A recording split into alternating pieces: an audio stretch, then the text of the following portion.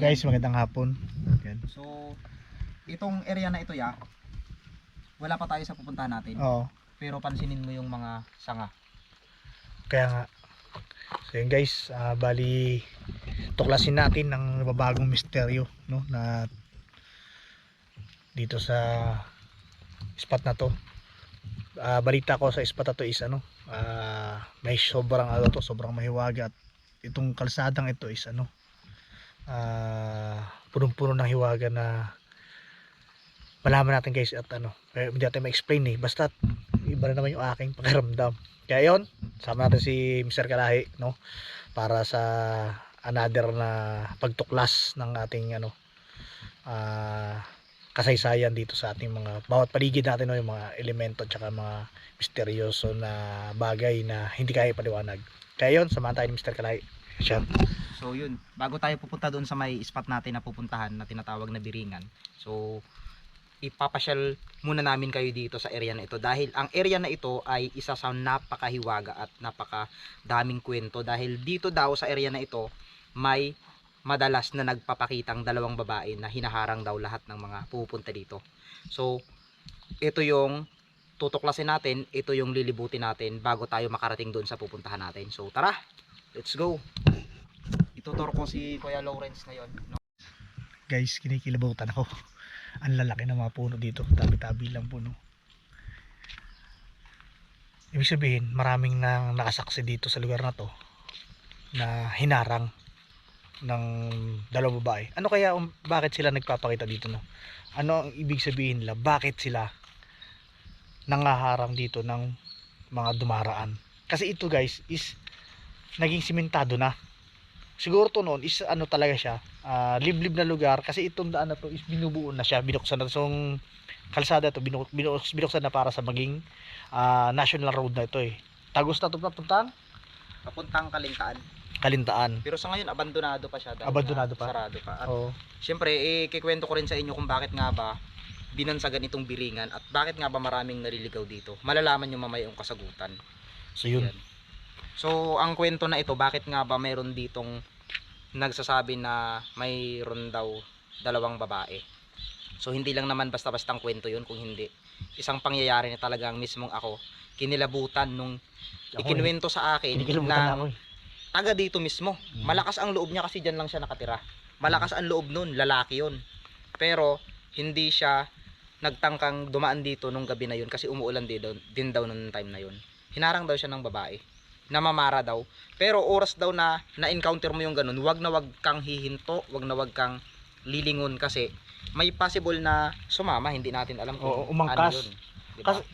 Kasi ako meron ako naranasan yan Naranasan ko yan guys, yun. Abangan nyo sa magiging vlog ko, isang tulay na galing kami sa galaan ng mga tropa ko. Abangan nyo yun. Naranasan ko yung bigla may sumakay sa sasakyan ko. Yan. Pansinin mo, kakaiba diba dito yung mga akasya. Parang sinadyang tinanim, di ba? Oo, Pero ito, hindi ito tinanim ha. Hindi ito tinanim yung mga akasya na to. Talagang sadyang tumubo na ito. At saktong-sakto din yung kalsada, diretso. Para talagang sinadya, di ba? Diretso yun hanggang dun sa dulo. Nasa gilid lang lahat sila no? So yun yung aalamin natin. So ipagpatuloy natin ang vlog natin dun sa dulo. Ngayon, tara. Ito ang street papuntang Kalintaan. And then sa Waze, pag nag-Waze ka dito, papuntang Oriental. Diretso na. Diretso naman, pero ito yung pinagtatakahan namin. Kung Biglang iniliko dito yung iniliko. yun guys, kita yung kable ng kuryente. Zoom natin yung kable ng kuryente. Bakit hindi sa daan mismo dumaan, no? Sa highway. Doon mismo sa may mga akasya. Sa mga akasya na yan. Ito daw siya sabi ng mga matatanda dito na yung gubat na yan is sa gabi umiilaw. O yan, totoo yan. Kasi yan ang pinaka naging baryo. Kaya ito yung tinatawag na Biringan kasi sa amin. Tinawag na Biringan. Kahit kanino mo tanungin, baka may mga subscriber tayo dyan na nakaarating dito at sabihin nila baka hindi totoo yung sinasabi. Yung Motor Star dyan sa atin, yung Motor Star company, tanungin mo ang isang staff doon na pumunta dito, nakatrack sila, may mga dalang motor. Ang sabi, ito daw yung ways patungong oriental. Oo. Pagdating dyan, dead ends, walang daan. Oo. Kaya yun yung pinagtatakahan, bakit paulit-ulit na ganun yung nangyari. At mayroon pa, yung bus na punong-puno ng pasahero. Oo. Gabi yun, gabing-gabi, alas 8 ng gabi. Dumaan dito. Bumalik sila kasi walang ang daan. Tapos itong waste na ituturo na baryo. Ayan, itong area na to. Kaya yung nagkabit ng kuryente, ng cable, naligaw. Kaya napunta doon sa dulong-dulo na yun. So, yun. So, Ay walang baryo yan dyan. doon pa tayo. Kaya ibig sabihin, pinaniniwalaan ito na ito ay pagdating ng gabi ay nagiging baryo. Hanggang sa ngayon is pinaniniwalaan to ng karamihan dito. O ngayon, malalaman nila kung bakit nga ba ito kinakatakutan. So ikaw ya ang magpapatunay kung ano ang makikita mo sa aktual ng mga akasya na yan, kung bakit nga ba ito ay kinakatakutan, kasi nagiging bahay daw yan. Kumbaga, ayun sa kwento-kwento lang naman, hindi natin na aktuhan yun. Mismo ako hindi ko pwedeng paniwalaan yun. Oo, Pero kasi dahil sa kwento ng mga matatanda, iugnay na lang natin yung sinasabi nilang bahay ng mga engkanto na umiilaw tuwing gabi. Malalaman mo ya kung gaano kalalaki yung akasya doon. So, isipin mo talagang parang sinadya itanim pero hindi siya sinadyang itanim.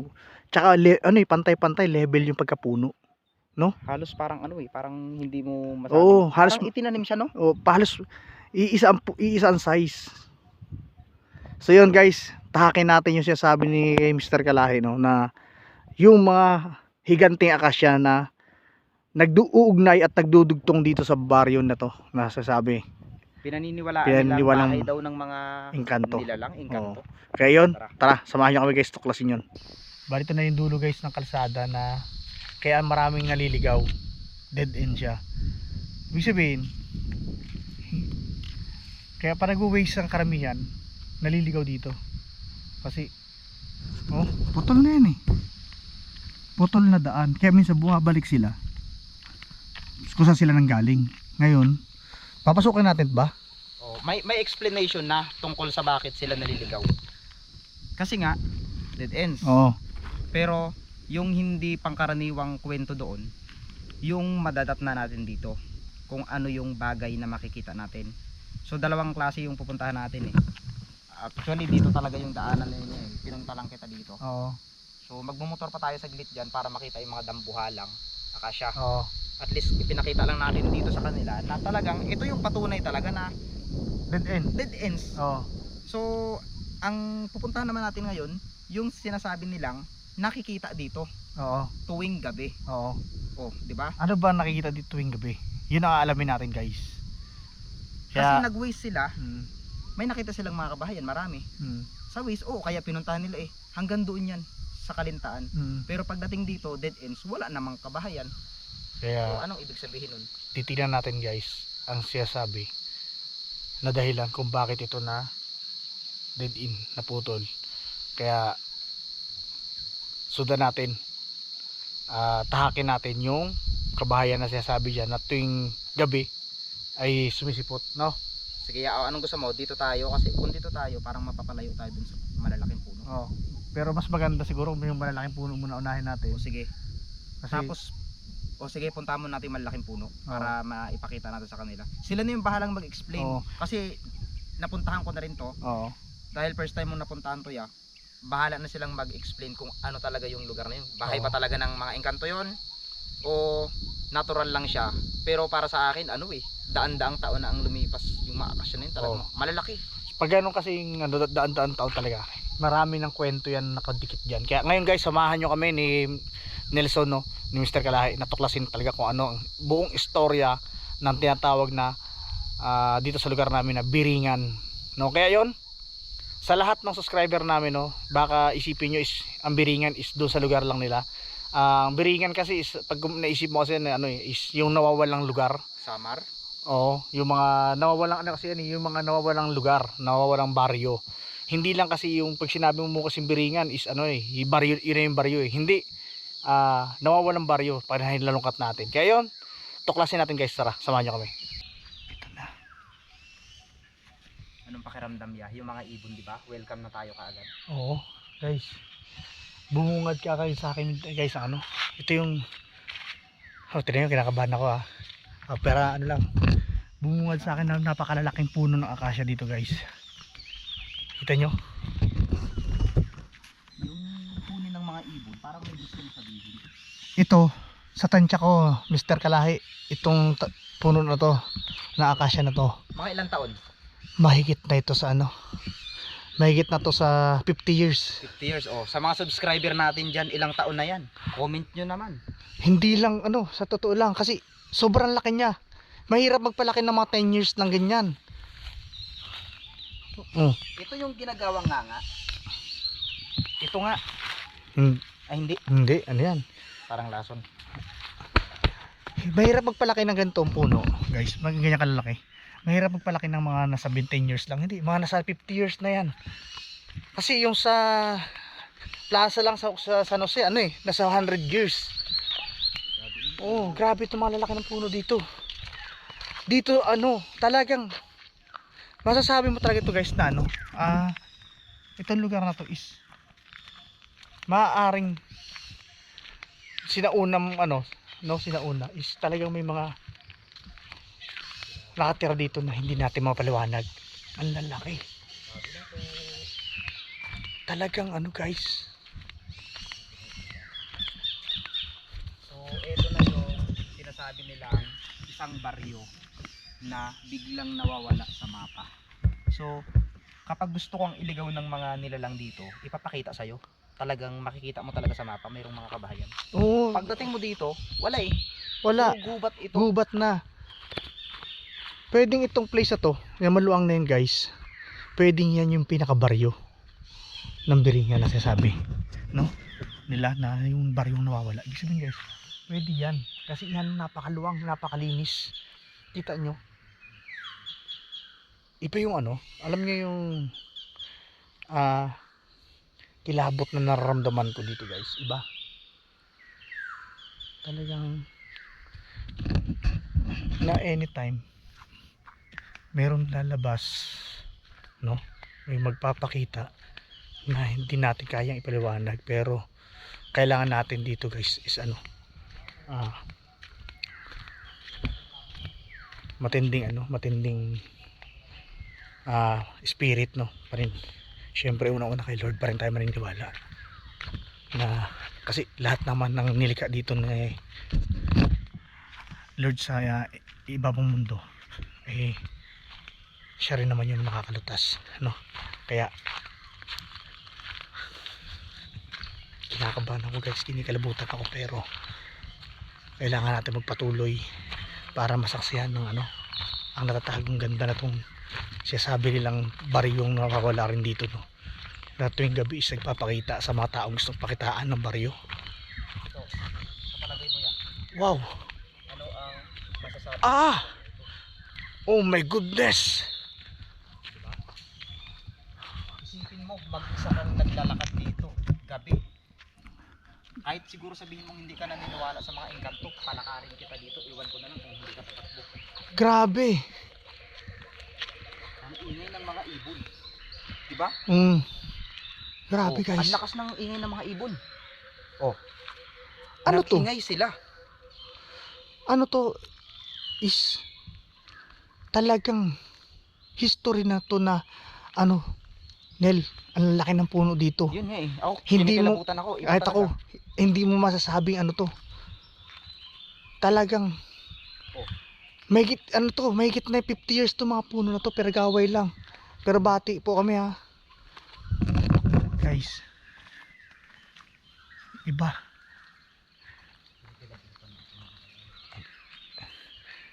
Grabe ang ano dito.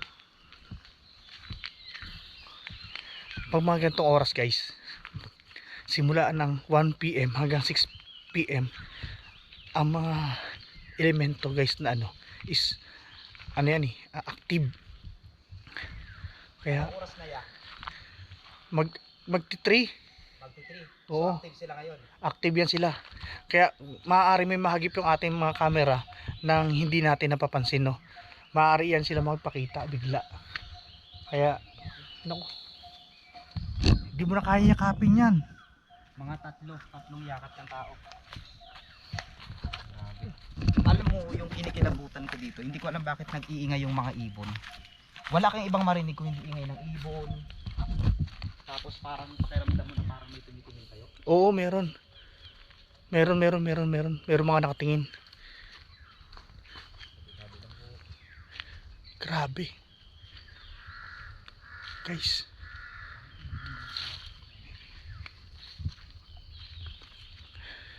Alam niyo yung ano, yung sa mga ano na biglang lalabas tapos pero ang pakiramdam ko guys, merong mga nakasilip na mga mata. Alam niyo yun. Pero kailangan natin magpatuloy para ma-explore, malaman natin kung ano ba talaga ang totoong kwento dito sa tinatawag nila na to noon na pagdating ng gabi is parang syudad ito na baryo na sobrang lakas ng ilaw.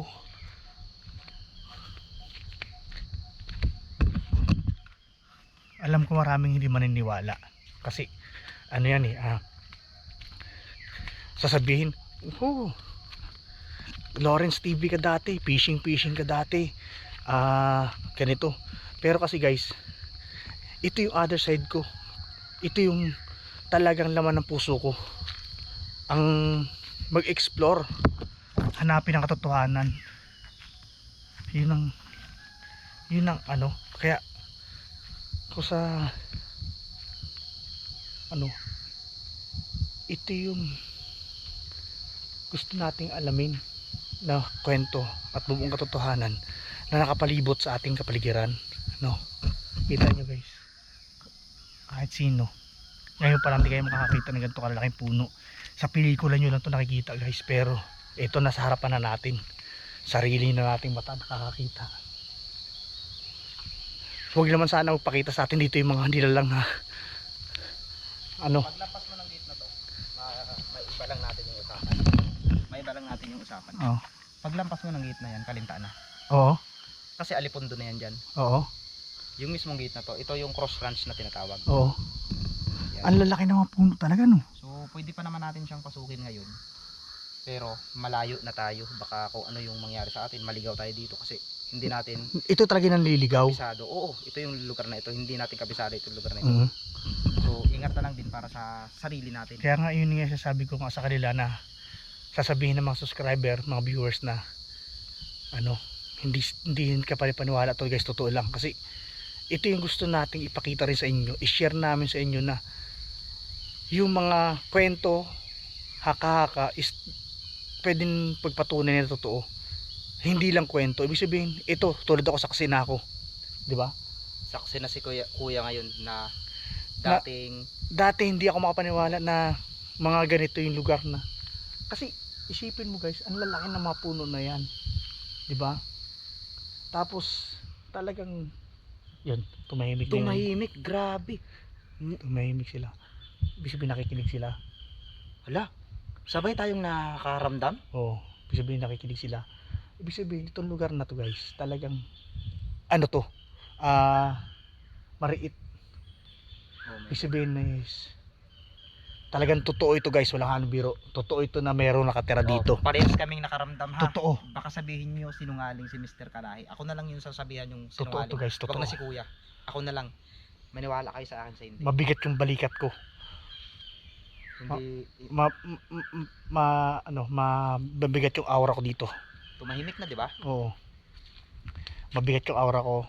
Ibig sabihin, kung may mahagip na yung camera natin dito son, is ano na lang, bahala na si Lord. Oo. Hmm. Bahala na sila. Basta iilagay pa rin natin sa center ng ano natin si Lord. Huwag tayo magpapaano sa kanila na ano. Yun. Talagang ano. Dito tayo dadaan niya para ikot na lang tayo dito kasi may paniniwala ang tao dito na huwag kang bumalik. Ay, ganon. Oo. Yun yung sabi. Kaya ikot ito eh. Oo. Huwag kang bumalik kasi Ay, oo. ikot Oo. ito. Kaya parang daan na to. May kwento dito. Aywan ko lang sa inyo kung naniniwala kayo sa kwento na yung pag pumunta ka sa isang lugar na paikot-ikot ka lang Oo. pero gabi nangyayari yun. Oo. Wala pa naman. Pero kwento lang sa akin yun. Ano yun? May gumalaw. Meron. Ano yung ibon? Tumanda sa gilid oh. Parang may sumisilip sa atin. Meron nga, kaya nga sabi ko sa iyo, ano eh, mabigat yung pakiramdam ko, alam mo ba? Yung hindi tulad ka na kanina sinasabi ko sa iyo nung nasa kabila tayo, O, di na ba? iba yung aura doon sa may malaking balete. Kung doon welcome, dito parang ang Hindi, ano naman dito welcome din. Kaya lang pero parang ano siya, yung kailangan is huwag sila patamaan ng mga kliyente natin. Parang ganoon. tumahimik talaga. Oo. Ang uminit bigla yung ano. Tektak ng pakiramdam pawis ko. Kita mo lapit ang nilakad natin eh. O, diba? So Ay, ngayon, yung balikat ko parang may pwersa naka ganon sa ano. Alam mo 'yon? alam mo yung biglang tahimik kanina, Oo. sabay tayong nakaramdam. Hindi ko alam kung bakit. Bakit sabay nating naramdaman? O wala na yung ingay, Tahimik ka tayo nun. tahimik na. Kaya So ibig sabihin ba nun niya may nakikinig sa atin? meron nakikinig sa atin. So nagmamasid lang Maaring sila. maaring nakamasid. Kaya kung tatamaan sila ng lente natin is pasensya na. Pero Daming daanan. Oo. Saan dito? oo. Pero ano, Huwag nating daanan yan. Baka lilinlangin tayo ng mga daan na yan. pero ano, sabi ko sa inyo, i-center pa rin natin si Lord sa puso natin, no? Para hindi tayo nila madaig. Oh my God, ano yun? Kaya yun, guys, lalabas muna kami dito. So yun guys, yung kita nyo sa likod, napakalaking puno niyan. Ang tansya ko dito guys, may nasa 100 years na to, itong mga puno na yan. O 50 years old na mga puno. So yun, bali lumabas kami ni Mr. Kalahay na dahil sa gawa ng iba na yung aura sa loob, no? Medyo matindi na. Kahit nga dito medyo na ano ako, yung kabako, no? At tapos ang bigat ng pakiramdam ko doon sa loob, halos parang may nakadagan sa akin. Then, yung nakalabas na kami ni Mr. Kalahay, saka lang gumaan-gaan yung aking pakiramdam. So yun, sa mga nakatira sa loob is pasensya na kayo. Hindi naman po namin kayo ginagambala. Gusto lang namin din ma-explore ang inyong lugar at malaman ang katotohanan, no? So yun, guys, abangan nyo na lang guys ang mga videos namin na susunod ni Mr. Kalahay, no? Tsaka syempre sa mga adventure ko rin na iba pa, no? Muli, yan, nagsasabi ako sa inyo na ako si Milik Mata, na nagsasabi sa inyo na sa bawat pagkurap ng mata, maaaring magbagong buhay natin. Kaya ingat pa lahat. God bless.